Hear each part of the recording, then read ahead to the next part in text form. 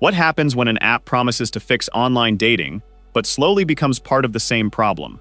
In the early 2010s, Tinder changed dating forever, with simple swipes and fast matches.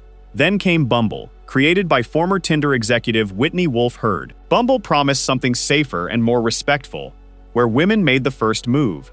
Millions joined, and the company became worth billions. But did Bumble really change dating culture?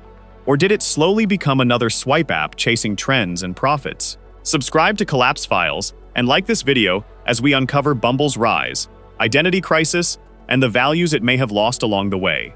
The beginning of Tinder. To understand Bumble, we first need to understand Tinder. Tinder launched in 2012 and quickly became one of the most popular dating apps in the world.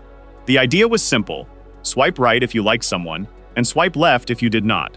People could look through hundreds of profiles in minutes using photos and short bios. Many users found the app exciting and addictive, similar to social media scrolling.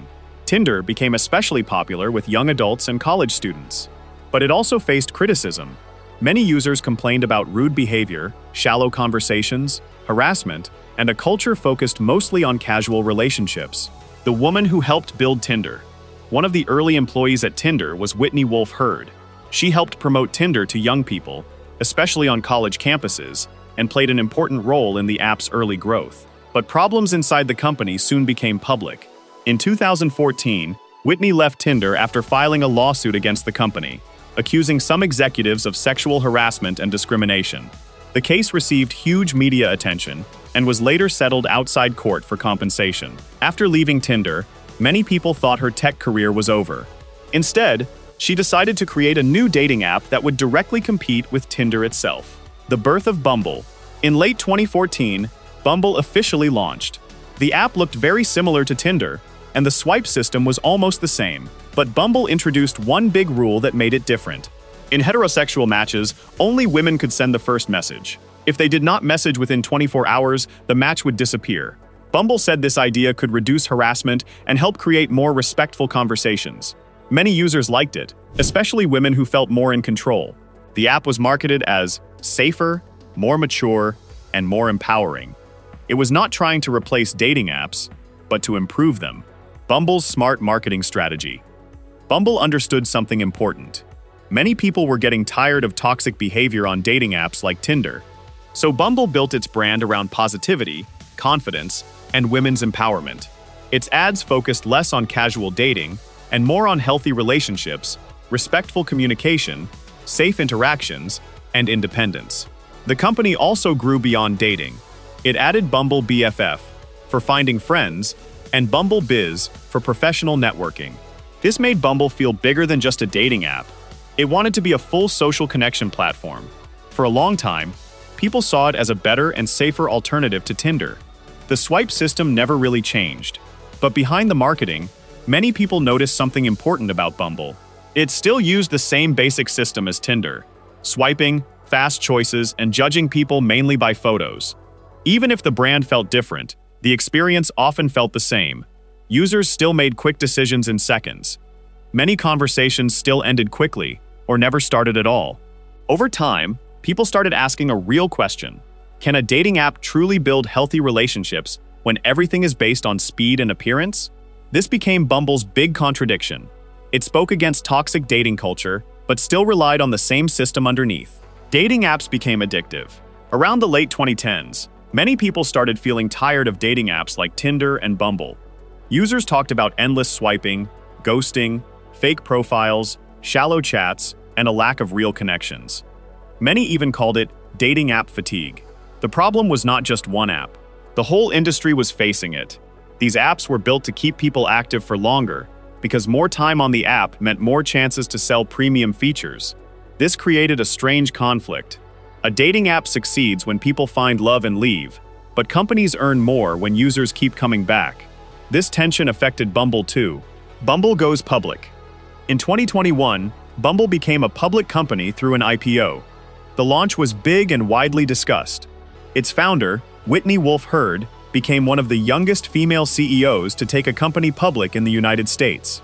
Many people saw this as a historic moment. A female-led tech company growing in a space often dominated by large firms like Tinder felt inspiring to investors and the media. Bumble's value quickly reached billions. But going public also brought pressure. Public companies must constantly grow in users, revenue, engagement, and subscriptions. And this pressure can slowly change a company's original mission.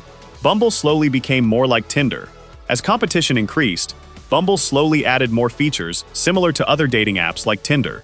Paid subscriptions became more important.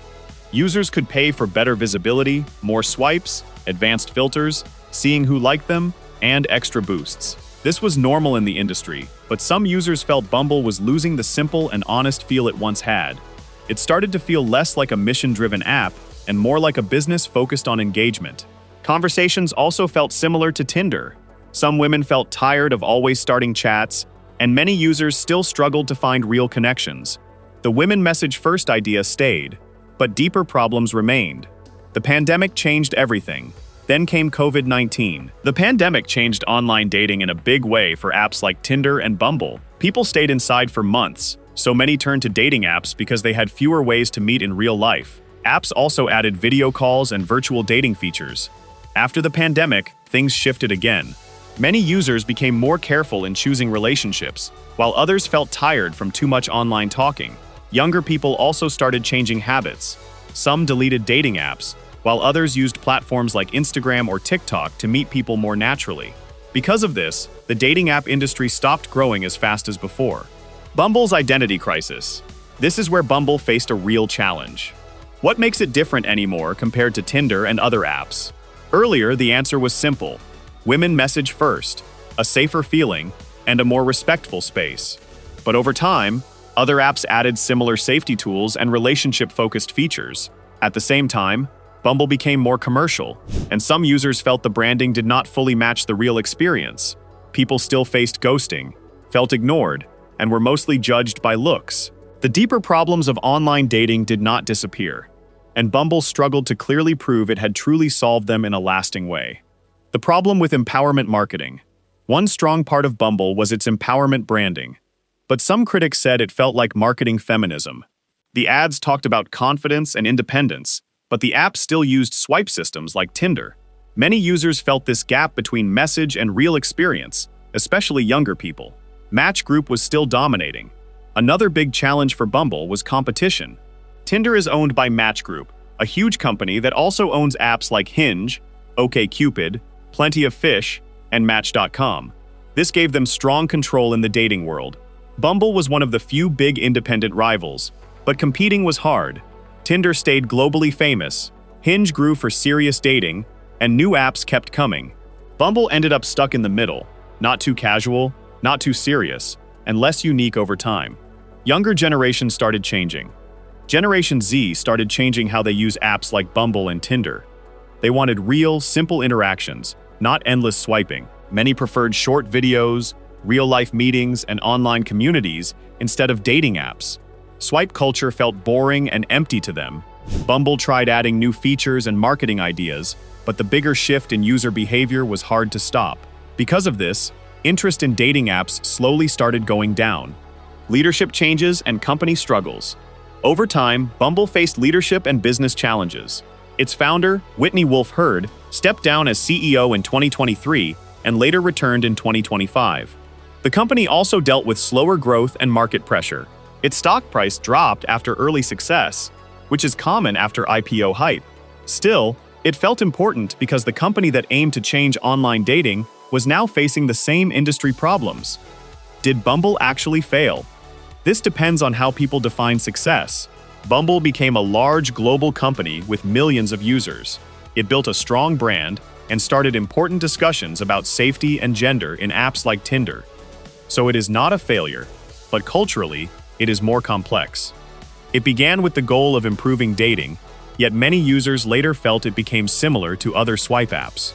Some critics even called it a copycat that lost its original values over time, as its mission became less clear.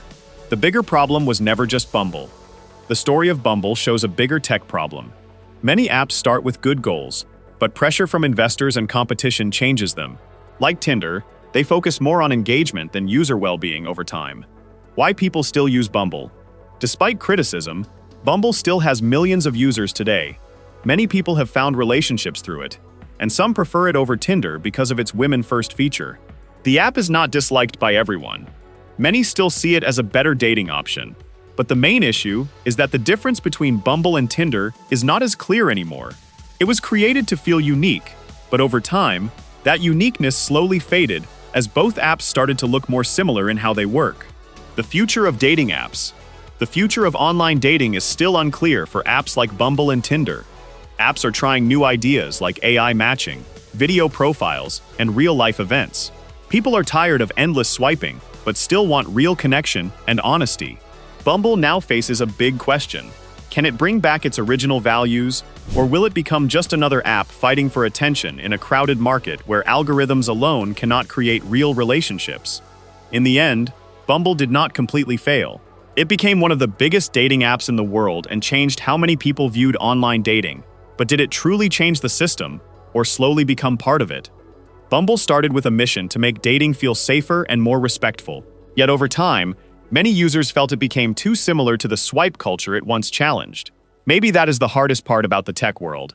Can companies really stay true to their original values? Subscribe to Collapse Files and like this video for more stories about companies, technology, and modern culture.